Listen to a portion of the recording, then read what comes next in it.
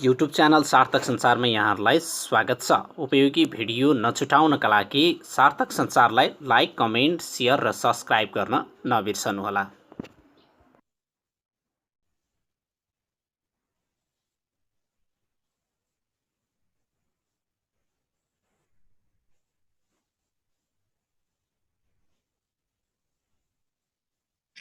Good afternoon, sir.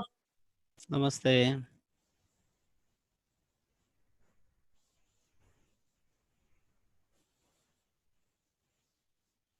नमस्ते sir. नमस्कार सबिता।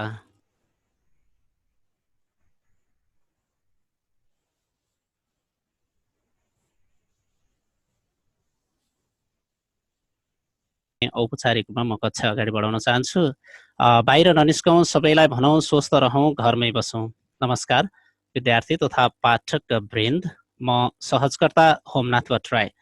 लकडाउनको यो अवधिमा यसै तयारी गरिरहेका विद्यार्थीहरूलाई लक्षित गर्दै जुम कार्यक्रम मार्फत अनिवार्य नेपाली विषयको 6औं श्रृङ्खलामा यहाँहरूलाई स्वागत छ। विशेष गरी बन्दाबन्दीले परीक्षा दिन नपाएर घरमा नै बस्नु परेका विद्यार्थीमा पढाइसँगको सामिप्यता नछुटोस् भन्ने उद्देश्यका साथ हामीले अनलाइनका माध्यमबाट यसरी जुट्ने प्रयास गरिरहेका छौँ र आज यो 6औं कक्षा हो। भाइ बहिनीहरू, आचार संहिता मैले स्क्रिनमा देखाइरहेको छु। आज म यसलाई पढ्न गइरहेको छैन। आज हामी विषयवस्तु वा पाठ शीर्षकतिर नै बढी केन्द्रित रहनेछौँ।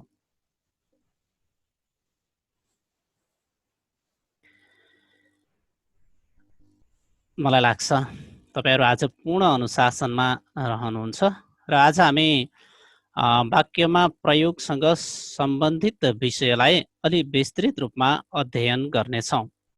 विद्यार्थी भाइ बहिनीहरू 52 जना विद्यार्थी भाइ बहिनीहरू कक्षामा उपस्थित भइसक्नु भएको छ। अब म ढिला नगरिकन विषयवस्तुतर्फ लाग्न चाहन्छु। आजको विषयवस्तु रहेको छ वाक्यमा प्रयोग। भाइ बहिनीहरू, आज हामी पढ्दैछौँ प्रश्न नम्बर 3 केन्द्रित विषयवस्तु अथवा पाठ शीर्षक, जसमा वाक्य निर्माण अथवा वाक्यमा प्रयोग। ल, एकजनाले बताइदिनुहोस् त वाक्य निर्माण वा वाक्यमा प्रयोगमा कुन कुन क्षेत्रबाट सोधिन्छ? तपाईले देखिनु भएको छ, एकजनाले भनिदिनुहोस् त स्क्रिनमा देखिएको कुरा। निपात, टुक्का, उखान, पारिभाषिक शब्द, प्राविधिक शब्द, अनुकारात्मक शब्द। धन्यवाद पविनलाई। हजुरहरूले उच्चारण गर्दा अन्तर्क्रियाको समयमा सुरुमा नाम उच्चारण गरिदिनु होला है। हामीसँग जोडिएका सबै साथीहरूले हजुरहरूलाई पनि चिन्नु आवश्यक छ, अथवा 54 जना आइसक्नु भएको छ, नाम उच्चारण गरिदिनु होला। पविनले भन्दै हुनुहुन्थ्यो यसभन्दा अगाडि, होइन? धन्यवाद। निपात अनुकरणात्मक शब्द, अनि प्राविधिक पारिभाषिक शब्द, अनि उखान, टुक्का, यी 5वटा क्षेत्रबाट तपाईलाई प्रश्न नम्बर 3 मा 5वटाबाट पर्ने गरी विशेष गरेर 5वटा मध्ये कुनै 2वटाबाट तपाईलाई सोधिन्छन् 2 अङ्कका लागि। बुझ्नुहुन्छ? 2 अङ्कमा सोधिन्छ कुनै 2वटाबाट। तपाईले यी 5वटै क्षेत्रबाट अध्ययन गर्नुपर्छ। अब तपाईहरु विद्यार्थी भाइ बहिनीहरू, तपाईहरुले संक्षिप्त रूपमा यसलाई कसरी पढ्न सक्नुहुन्छ त हेर्नुहोस् त। म संक्षिप्त रूपमा तपाईले अध्ययन गर्ने नोट वा संक्षिप्त अध्ययनको एउटा सामग्रीमा लाग्दैछु। निपात। निपात कोरोना एकजनाले यो वाक्य पढिदिनुहोस् त।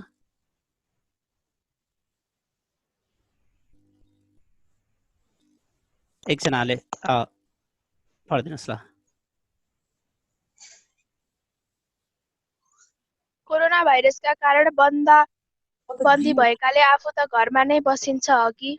हजुरको शुभ नाम?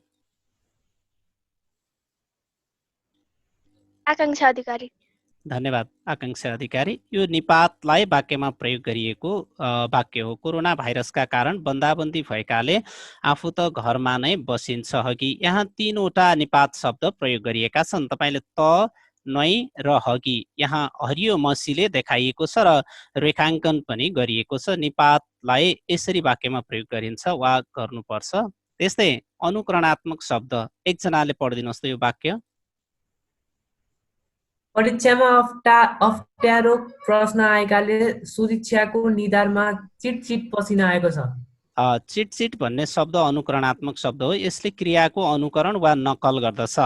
परीक्षामा अप्ठ्यारा प्रश्न आएकाले सुदीक्षाको निधारमा चिटचिट पसिना आएको छ। चिटचिट भन्नाले पसिना आउनु हो। तपाईले परीक्षामा गर्ने शैलीमा वाक्यमा प्रयोग गर्ने शैलीमा मैले यहाँ लेखेको छु। यी शब्दलाई वाक्यमा प्रयोग गर्दा वाक्यभित्र यिनीहरू कहाँ आउँछन् त्यहाँ तपाईले रेखाङ्कन गर्नुपर्छ पेन्सिलले। र 3 मा छ पारिभाषिक तथा प्राविधिक शब्द। यो एकजनाले पढिदिनुहोस् त। कोरोनाको महामारी विश्वभरि फैलिएकाले अधिकांश मुलुकहरू बन्दाबन्दीमा रहँदा विश्वको अर्थतन्त्रमा ठूलो प्रभाव पर्ने देखिन्छ। हजुरको शुभ नाम? अदिति। अदिति के दोस्रो भन्नुहोस् त? अदिति देवकोटा। धन्यवाद अदिति देवकोटालाई।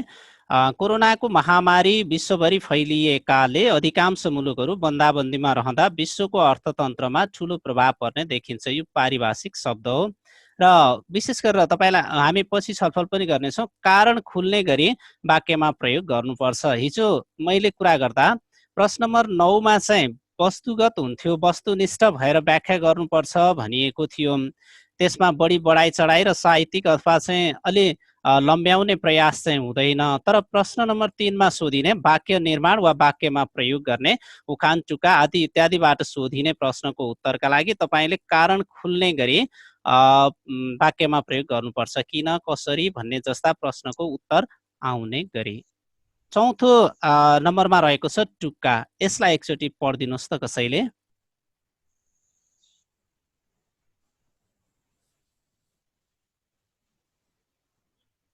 एकजनाले पढिदिनुहोस् त। अनुशासन र इमानदारीका प्रतिमूर्ति भरत काकाले पक्कै पनि तिम्रो कुरा खानुहुनेछ। हजुरको शुभ नाम? रोमिका छेत्री। हजुरलाई धेरै धेरै धन्यवाद। अनुशासन र इमानदारीका प्रतिमूर्ति भरत काकाले पक्कै पनि तिम्रो कुरा खानुहुनेछ। हेर्नुहोस् त, यसमा हामी कारण खोज्यौँ भने पनि भेट्छौँ। जस्तो भरत काकाले पक्कै पनि तिम्रो कुरा खानुहुनेछ भनेको छ कुरा खानु, यसमा प्रयोग गरिएको टुक्का अथवा दिइएको टुक्का हो। भरत काकाले पक्कै पनि तिम्रो कुरा खानुहुनेछ यो पनि वाक्य हो। तर यसमा भरत काकाको स्वभाव वा के कारणले गर्दा उहाँ कस्तो हुनुहुन्छ र कुरा खान सक्नुहुन्छ अथवा भनेको मान्नुहुन्छ त नि भन्दा अनुशासन र इमानदारीका प्रतिमूर्ति भन्ने यो पदावलीले यसको अर्थ खुलाउनका लागि सहयोग गर्दछ। त्यस्तै गरी वाक्य निर्माणमा अर्को एउटा क्षेत्र छ उखान। उखान प्रयोग गरिएको यो वाक्य पढिदिनुहोस् त एकजनाले। अलि लामो छ उखानको। कोरोना भाइरसको उद्गम स्थल चीनको वुहानमा 10 वर्ष बिताएर संक्रमणबाट ग्रसित हुँदै निको भएर नेपाल फर्किएको हरिविनयका अगाडि पोखराको गोविन्दले रेडियोमा सुनेको भरमा वुहान र कोरोना भाइरसका बारेमा वर्णन गर्दा इन्द्रको अगाडि स्वर्गको बयान जस्तै भयो। जान्ने वा विज्ञको अगाडि कमजोर वा अल्पज्ञानीले व्याख्या गर्दा वा कुनै कुरा भन्दाखेरि अर्थहीन हुन्छ भन्ने अर्थ लाग्छ। इन्द्रका अगाडि स्वर्गको बयान यो समसामयिक विषयसँग केन्द्रित रहेर बनाइएको वाक्य हो। उखानलाई वाक्यमा प्रयोग गर्दा यसको वाक्य अलि धेरै लामो हुन्छ। 2-3 वटा पूर्णविरामभित्र पनि आउन सक्छ। सकभर एउटै पूर्णविरामभित्र राख्नु राम्रो मानिन्छ। तपाईले संक्षिप्त रूपमा अध्ययन गर्ने सामग्री यो हो। अब हामी वाक्य निर्माणसँगै सम्बन्धित अलि विस्तृत अध्ययनमा जाँदैछौँ। हुन्छ?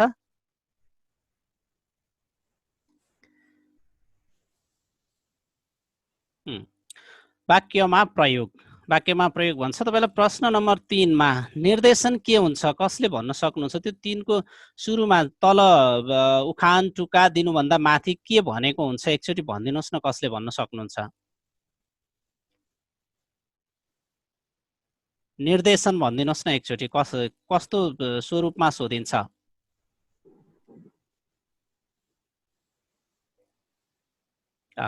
ल ठिक छ। अर्थ स्पष्ट हुने गरी वाक्यमा प्रयोग गर्नुहोस्। धन्यवाद पविन पौडेललाई।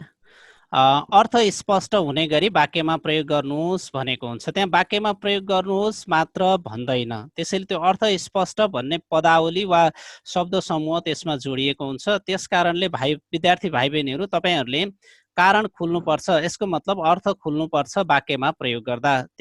तसर्थ वाक्य अलिकति लम्बिन सक्छन्, त्यसलाई ध्यान दिनुपर्छ। अब हामी वाक्य निर्माण वा वाक्यमा प्रयोग जुन प्रश्न नम्बर 3 केन्द्रित पाठ छ, यो शीर्षक छ, यसलाई विस्तृत रूपमा अध्ययन गर्दैछौँ। नम्बर 1 मा देखाइएको छ निपात शब्द, 2 अनुकरणात्मक शब्द, 3 मा प्राविधिक तथा पारिभाषिक शब्द, 4 मा टुक्का र 5 मा उखान। यी क्षेत्रको हामी विस्तृत अध्ययन गर्दैछौँ। निपात शब्द र वाक्यमा प्रयोग। म एकजनालाई सोध्न चाहन्छु, तपाईँले निपात पढेर आइसक्नु भएको छ, पद वर्गमा निपात भन्नाले के बुझिन्छ भनिदिनुहोस् त एकजनाले स्वयंसेवी रूपमा।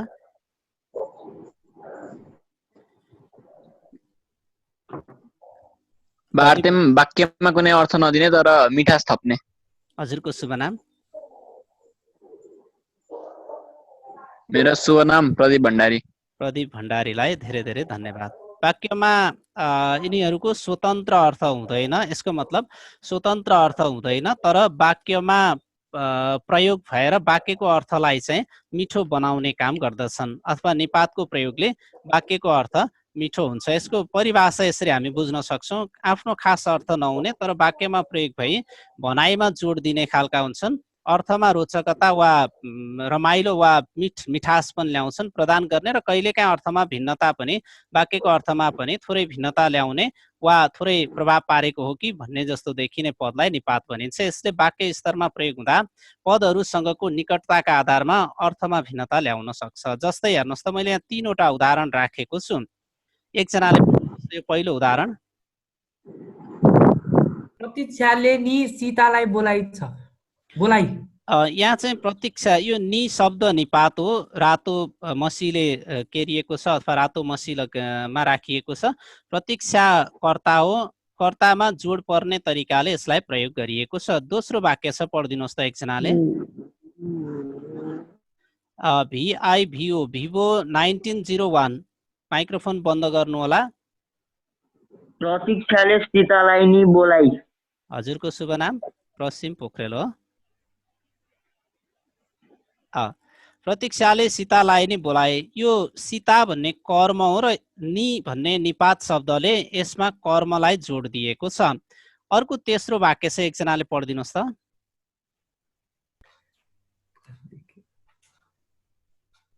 प्रतीक्षाले सीतालाई बोलाए नि।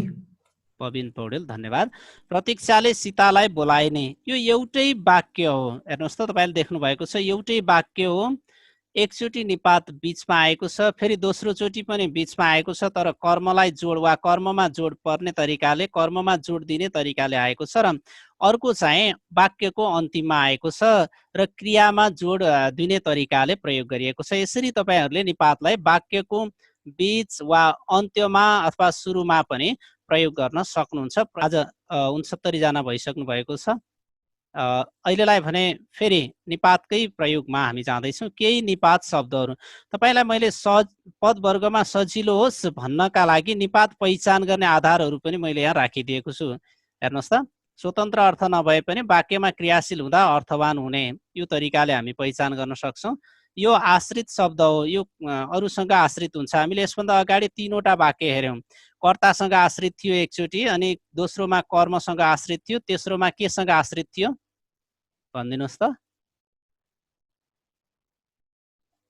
क्रियासँग है।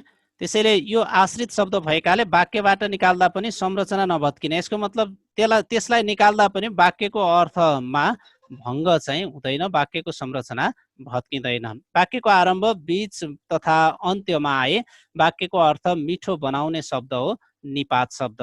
र केही निपात शब्दहरू तपाईँले यसरी सम्झन सक्नुहुन्छ। एकजनाले पढिदिनुहोस् त निपात शब्दहरू। केही निपात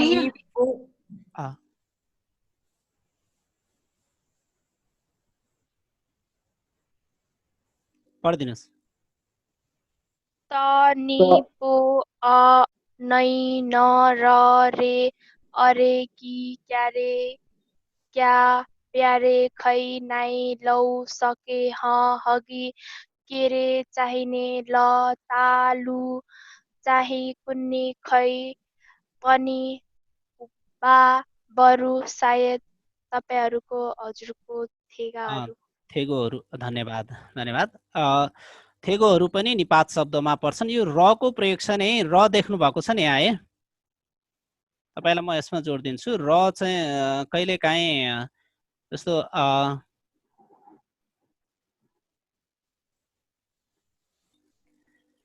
यहाँ र छ नि, र देख्नु भएको छ है। यसको प्रयोग हामी पछि पनि हेर्छौँ। यो कुनमा पनि छ, संयोजकमा पनि हुन्छ हो, संयोजकमा पनि र प्रयोग हुन्छ।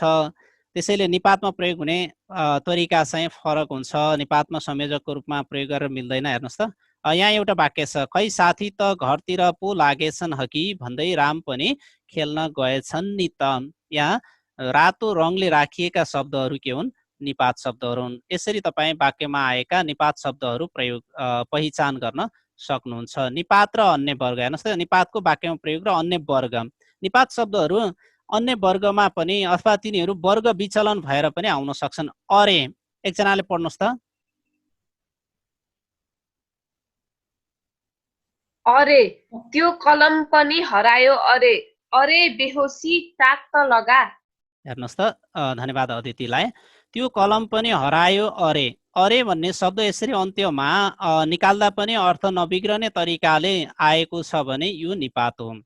अरे बेहोसी टाक त लगा भन्दाखेरि यसरी अरे बेहोसी भनेर अगाडि आएर वाक्यलाई विस्मय सूचक बनाउने स्थितिमा यसलाई प्रयोग गरिएको छ। यो के हो? विस्मयादि बोधक हो। तपाईँले पदवर्गमा जान्न सक्नुहुन्छ। त्यस्तै केही अरू वाक्यहरू छन्, म सरसर्ती गएँ। ए ऊ त मुखै नदेखाई गएछ, ए, यो ए चाहिँ निपात हो। तर ए दाए म पनि जान्छु यसरी प्रयोग भयो भने यो विस्मयादि बोधक हुन्छ। तपाईँलाई पदवर्गमा पनि काम लाग्छ है यो कुरा।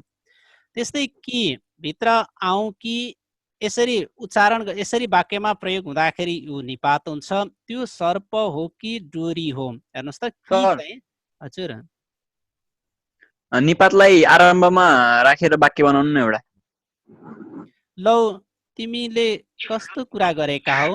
त्यस्तै बुझ्नु भयो कुरा है। कुनै निपातहरू अगाडि पनि प्रयोग हुन सक्छन्, कुनै बिचमा, कुनै अन्त्यमा, अथवा यसको मतलब हामी भन्न सक्छौँ निपात वाक्यको सुरुमा, बिचमा र अन्त्यमा पनि आउन सक्छन्। जस्तै के, म त अहिले खान्छु के, यहाँ यसको कुनै अर्थ हुँदैन। भिभो 1901 माइक बन्द गर्नु होला।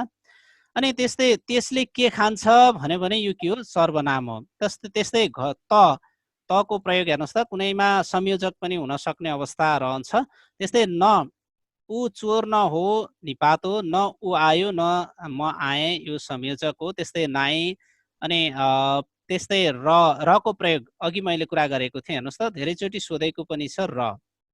आगो भन्दैमा पोल्छ र, यसरी आयो भने यो निपात हो। यसलाई निकाल्दा पनि अर्थ फरक पर्दैन। कापी र कलम र कापी ल्याऊ है, यसले के काम गरेको छ? संयोजकको काम गरेको छ। त्यसैले दोस्रोमा आएको संयोजक हो। त्यस्तै सके यो नै उसको घर हो, निपात अघि सोध्नु भएको थियो। हेर्नुहोस् त, निपात अगाडि पनि आउन सक्ने कुरा, सकेलाई अगाडि राखिएको छ। रामले सके रामले खान्छ, यस्तो अवस्थामा आउँदा क्रियायोगी हुन सक्छ निपात। यो बाद अनुकरणात्मक शब्द र वाक्य, एकजनाले भनिदिनुहोस् त, अनुकरणात्मक शब्द भनेको के हो? आवाज, गीत, तरिका वा दृश्य आदिको नक्कल गरी निर्माण गरिएको शब्दलाई अनुकरणात्मक शब्द भनिन्छ। शुभ नाम? पविन पौडेल। पविन पौडेललाई धन्यवाद। क्रियाको अनुकरण गर्ने, हामी छोटकरीमा बुझ्न सक्छौँ। क्रियाको अनुकरण गर्ने वा नक्कल गर्ने, होइन? आवाज हुनसक्छ वा गीत अथवा अन्य हुन सक्छन्, होइन? मानव दैनिकीसँग जोडिएका धेरै कुराहरूको नक्कल, क्रियासँग रहेर नक्कल गर्ने शब्द अनुकरणात्मक शब्द हो। जस्तै यसको परिभाषा यहाँ छ, एकजनाले पढिदिनुहोस् त।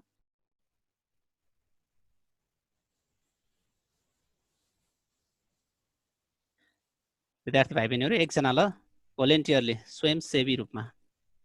कुनै वस्तुको ध्वनि, गति, अनुभूति, स्वाद, अवस्था तथा काम गराइएको नक्कल गर्ने शब्दलाई अनुकरणात्मक शब्द भनिन्छ। हजुरले भने जस्तै छ, होइन? ध्वनि, गति, अनुभूति, स्वाद आदि इत्यादि, यिनीहरूको नक्कल, विशेष गरेर काम गराएको नक्कल। जस्तो चिट सिटको अगाडि आइसकेको थियो, तपाईँ हामीले संक्षिप्त अध्ययनमा पनि राखेका थियौँ, मैले यसलाई दोहोऱ्याइन। पसिना आउने काम हो। जस्तै झमक्क साँझ पर्नु, झमक्क साँझमा पनि सबिन डरलाग्दो जङ्गलको बाटो एक्लै हिँड्दैछ। हेर्नुहोस् त, झमक्कलाई मैले यहाँ रेखाङ्कन गरेको छु। तपाईँले वाक्यमा प्रयोग गर्दाखेरि त्यो शब्द वाक्यमा कुन ठाउँमा आउँछ त्यो आएको ठाउँमा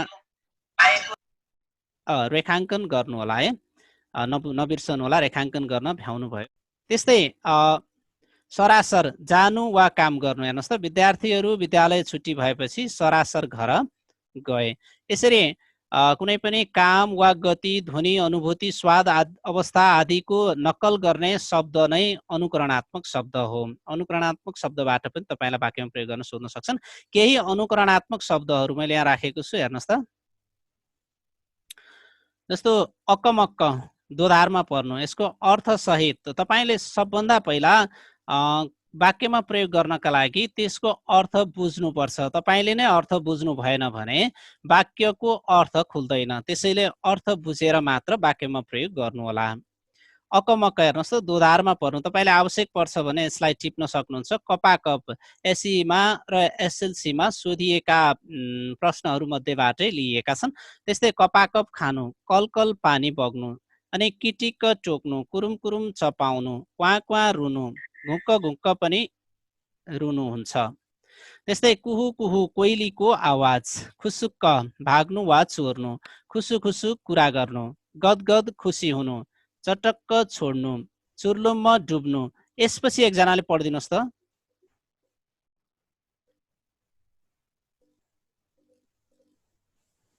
छर्लङ्ग उज्यालो हुनु,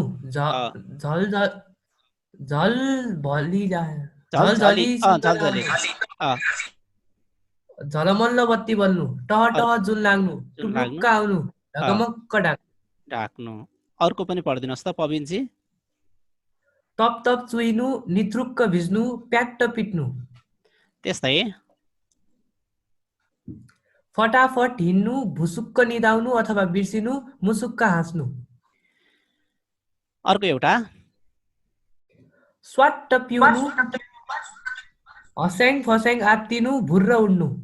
यसरी यी अनुकरणात्मक शब्द हुन्। यस्ता थुप्रै छन्, धेरै छन्। त्यसैले तपाईँले यिनीहरूले के को अनुकरण गर्न खोजेका हुन्, कस्तो क्रियाको अनुकरण वा नक्कल गर्न खोजेका हुन् त्यो तपाईँले बुझ्नुपर्छ अनि वाक्यमा प्रयोग गर्नुपर्छ। र क्रमशः हामी अर्कोमा लाग्दैछौँ, पारिभाषिक तथा प्राविधिक शब्द। एकजनाले स्वयंसेवी रूपमा भनिदिनुहोस् त, पारिभाषिक तथा प्राविधिक शब्द भन्नाले के बुझिन्छ? कस्ता शब्दलाई बुझिन्छ? अर्थ बताउन सक्ने शब्दलाई पारिभाषिक शब्द भनिन्छ। धन्यवाद पविनजी। कुनै पनि शब्दको अर्थ बताउँदाखेरि परिभाषा वा लामो शब्द समूह, यसको मतलब पदावलीमा अर्थ लगाउनु पर्ने त्यस्ता शब्दहरू पारिभाषिक शब्द हुन् र प्राविधिक शब्द हुन्। अथवा हामी बुझ्न सक्छौँ मानव जीवनका विविध क्षेत्रसँग, प्रविधि क्षेत्रसँग जोडिएका अथवा प्रविधि क्षेत्रसँग सम्बन्ध राख्ने त्यस्ता शब्दहरू प्राविधिक तथा पारिभाषिक शब्दहरू हुन्। जस्तो कृषि, हैन, स्वास्थ्य अनि विद्युत, प्रशासन आदि इत्यादि हुन सक्छन्। यो परिभाषा पढिदिनुहोस् त एकजनाले। ज्ञान, विज्ञान, कला, साहित्य, संस्कृति, कृषि आदि क्षेत्रमा प्रयोग हुने र विशिष्ट अर्थ प्रदान गर्ने शब्दलाई पारिभाषिक तथा प्राविधिक शब्द भनिन्छ। धन्यवाद। ज्ञान विज्ञान, मानव जीवनका ज्ञान विज्ञान, कला, साहित्य, संस्कृति, कृषि, त्यस्तै विद्युत, प्रशासन आदि थुप्रै हुन सक्छन्। ती क्षेत्रमा प्रयोग हुने र विशिष्ट अर्थ प्रदान गर्ने शब्दलाई पारिभाषिक तथा प्राविधिक शब्द भनिन्छ। एउटा शब्दलाई यहाँ वाक्यमा प्रयोग गर्ने प्रयास गरिएको छ। एकजनाले पढिदिनुहोस् त। भूपरिवेष्टित, चारैतिर डाँडा काँडाले घेरिएको, भूपरिवेष्टित मुलुक नेपालको भौगोलिक बनोट अनौठो भएकाले विकासका पूर्वाधारहरूको विस्तार गर्न कठिनाइ सिर्जना भएको छ। धन्यवाद पविनजी। र तपाईँहरूले एउटा कुरा के ख्याल गर्नुपर्छ भन्दाखेरि वाक्यमा प्रयोग गर्दा दिइएको शब्द नाम या विशेषण छ या के छ त्यो कुरालाई पनि विशेष ख्याल गर्नु होला। नामलाई विशेषण नामलाई विशेषण बनाएर विशेषणलाई नाम बनाएर प्रयोग गर्ने अवस्था नरहोस् सकभर भूपरिवेष्टित मुलुक नेपाल यो भूपरिवेष्टित विशेषण शब्द भएको हुनाले यसलाई भूपरिवेष्टित मुलुक नेपालको भनिएको छ। भौगोलिक बनोट अनौठो भएकाले विकासका पूर्वाधारहरूको विस्तार गर्न कठिनाई सिर्जना भएको छ। पारिभाषिक शब्द अलि जटिल हुन सक्छन् है, यसको वाक्यमा प्रयोग जटिल हुन सक्छ, त्यसलाई अलिकति राम्रोसँग विस्तृत रूपमा अध्ययन गर्नु भएन भने गाह्रो हुन्छ। यो अर्को एउटा वाक्य छ, पढिदिनुहोस् त एउटा शब्दको। अभिलेख प्राचीन प्रामाणिक लेख नेपाली भाषाको अनुसन्धान गर्दै जाँदा 10औं 11औं शताब्दीसम्मको अभिलेखहरू भेटिन थालेका छन्। धन्यवाद अदितिलाई।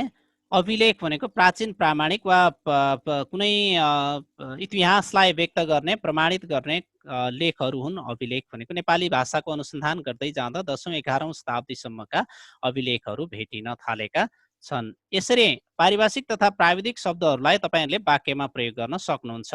अब केही पारिभाषिक तथा प्राविधिक शब्दहरू म यहाँ राख्दैछु। तपाई एसईई तथा एसएलसी परीक्षामा सोधिएका शब्दहरू हुन्, तपाईले टिपोट गर्न सक्नुहुन्छ। अर्थसहित मैले यहाँ राखेको छु। अधिवेशन हो यो, यहाँ चाहिँ मैले सिधै टाइप गरेपछि प्रुफ चेक गरिन, त्यसकारणले अभि भएछ। अधिवेशन अधिवेशन हेर्नुहोस् त, यो एकदमै बढी प्रयोग हुने शब्द हो। तपाईँ पनि भोलि कुनै सङ्घ संस्थामा रहनु भयो भने सङ्घ संस्थाले अधिवेशन त्यहाँका प्रतिनिधिहरूलाई भेला बोलाएर अधिवेशन गर्नुपर्ने हुन्छ। यसको कुनै सङ्घ संस्था आदिका प्रतिनिधिहरूको भेला, जसले नयाँ कार्य समिति के गर्छ, चयन गर्छ। त्यस्तै पढिदिनुहोस् त अरू 4वटा शब्द। अधिवेशन कुनै सङ्घ संस्था आदिका प्रतिनिधित्वको भेला, अनुमोदन समर्थन गर्ने काम, अनुसन्धान नयाँ कुरा खोज्ने वा पत्ता लगाउने काम, अपवाद नियमभित्र नपर्ने, अवमूल्यन कुनै वस्तुको मूल्य घट्ने काम। त्यसपछि 2वटा पढिदिनुहोस् त। किंवदन्ती परम्परादेखि चल्दै आएको जनश्रुति, छन्द कविता वा गीतको लय। धन्यवाद। त्यस्तै पढिदिनुहोस् त।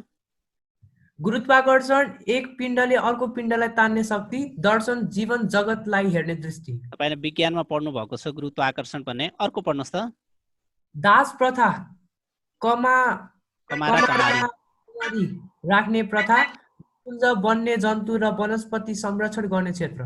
त्यस्तै निलम्बन छानबिनका लागि पदबाट केही समय निकाल्ने काम। निलम्बन शब्द पनि पछिल्लो समय धेरै प्रयोग भएको छ। कुशल माइक्रोफोन बन्द गर्नु होला। अरू पढिदिनुहोस् त। शिलालेख ढुङ्गामा कुदिएको लेख, विधेयक प्रतिनिधि सभामा पेश गरिने ऐनको प्रस्ताव। तपाईहरुले समाचार सुन्नु भएको छ होला, यसमा 2 दिन अगाडि चाहिँ पार्टी एकीकरण सम्बन्धी, पार्टी फुटाउने सम्बन्धी एउटा विधेयक चाहिँ प्रस्तावित भयो, पारित भयो भन्ने तरिकाले केही हल्ला आएका थिए। त्यस्तै अर्को पढिदिनुहोस् त। साहित्य जीवन र जगतका सम्बन्धमा प्रस्तुत गरिने कलात्मक अभिव्यक्ति। अर्को एउटा पढिदिनुहोस् त। हास्य व्यङ्ग्य, हाँसो उठाउँदै भित्र रहस्य खोल्दने काम, संविधान राष्ट्रको मूल कानुन। ओके, धन्यवाद पविनजीलाई। र यी केही पारिभाषिक तथा प्राविधिक शब्दहरू हामीले जानेका छौँ। तपाईलाई आवश्यक पर्यो भने टिप्न सक्नुहुन्छ, स्क्रिनशट गरेर राख्नुहोला। अर्को टुक्का र वाक्यमा प्रयोग। टुक्का भन्नाले के बुझिन्छ, एकजनाले भनिदिनुहोस् त। विशिष्ट अर्थ बुझाउने पदावलीलाई टुक्का भनिन्छ। हो, तपाईले भनेको कुरा एकदम ठिक छ, तर त्यसमा के हुन्छ, क्रियामूल सहितको पछाडि के हुन्छ, क्रियामूल हुन्छ। क्रियामूल सहितको विशिष्ट अर्थ बुझाउने पदावली के हो, टुक्का हो। भाषामा आफ्नो खास अर्थ छोडेर, जस्तो जानु खानु बुझ्नुहुन्छ, जा प्लस नु प्रत्यय, धातुमा नु प्रत्यय लागेर बनेको शब्दलाई क्रियामूल भन्छौँ हामी। र क्रियामूल सहितको पदावली जसले विशिष्ट अर्थ दिन्छ, भाषा सोझो अर्थलाई छोडेर फरक अर्थ दिने त्यस्तो खाले पदावली चाहिँ टुक्का हो। जस्तै भाषामा आफ्नो खास अर्थ छोडेर विशेष अर्थ प्रदान गर्ने क्रियामूल सहितको पदावली तथा शब्द समूहलाई हामी टुक्का भन्छौँ। जस्तै टुक्कालाई वाक्यमा प्रयोग हेर्नुहोस् त। एकजनाले पढिदिनुहोस् त। अलप हुनु। अलप हुनु बिलाउनु, मिठा मिठा कुरा गरेर गाउँलेहरूलाई लट्ठ पार्ने विपिन 1 महिनादेखि अलप हुँदा गाउँ नै सुनसान भएको छ। यसलाई हामी यसरी प्रयोग गर्न सक्छौँ। 1 महिनादेखि अलप हुँदा, हेर्नुहोस् त, अलप हुनुलाई अलप भयो भनेर अन्तिममा ल्याउन पनि सक्नुहुन्छ र असमापिका क्रिया बनाएर वाक्यको बीचमा राख्न पनि सक्नुहुन्छ। अनि अन्त्यमा प्रयोग गर्न पनि सक्नुहुन्छ। जस्तै हेर्नुहोस्, मिठा मिठा कुरा गरेर गाउँलेहरूलाई लट्ठ पार्ने विपिन 1 महिनादेखि अलप हुँदा, यसलाई बीचमा प्रयोग गरिएको छ।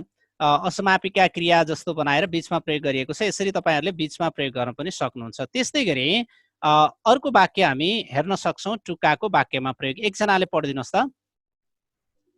आलु खानु असफल हुनु, पढाइमा कहिले ध्यान नदिने दिपेशले यसपालिको परीक्षामा पनि आलु खाएछ। यस्तै हुन्छ तपाईको लागि। हेर्नुस् है, म्युजिक बजार बस्नु भएको छ। पढाइमा कहिले ध्यान नदिने दिपेशले यसको ठाउँमा रिजन राख्न पनि सकिन्छ। हेर्नुस् त, म्युजिक बजाउनु भयो भने पढाइमा कहिले ध्यान नदिने दिपेशले यसपालिको परीक्षामा पनि आलु खाएछ, फेल भएछ। अर्को एउटा वाक्य छ, पढिदिनुस् त। कुरा खानु भनेको मान्नु, अनुशासन र इमानदारीका प्रतिमूर्ति हरि काकाले पक्कै पनि तिम्रो कुरा खानु। यसभन्दा अगाडि पनि कुरा खानु अथवा टुक्काको प्रयोगमा यस्तो उदाहरण आएको थियो। एउटा क्षेत्र हामी अर्को कक्षामा पढ्नेछौँ। हुन्छ, बुझ्नुहुन्छ आजको कुरा? केही छ आजकोमा सोध्नुपर्ने? केही छ भने भन्नुहोस्।